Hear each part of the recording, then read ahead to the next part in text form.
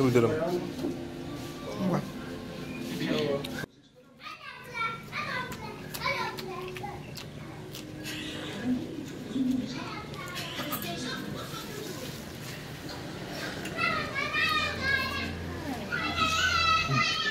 know you people will be wondering what I'm eating.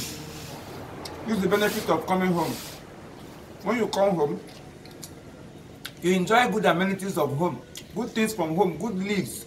For those of you who knows what angara is, garden egg, the native one. This is the leaf, and this is obanda, and this is red oil with little salt on it.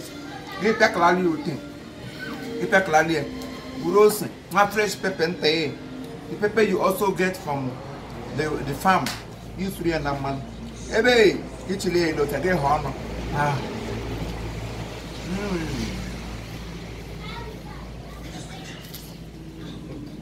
We have low blood pressure.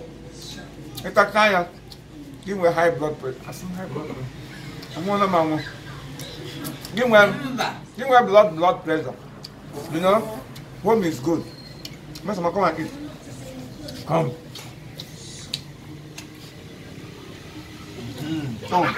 And they will see my children. Love, yeah, come and eat. My children are also eating. Yeah, eat. When you go back to Lagos, I tell them that you're from home. It's good to be home. Mama, yeah, come. Atabia. Biscuits and akwanga. Taba no wale.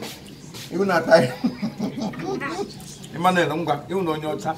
No, very good. Go again, no. Is in Kotonko. I chama. Hey, I'm Mujurumul. I have plenty children. And I'm proud to be a father. Father of all nations. Yeah, Abraham.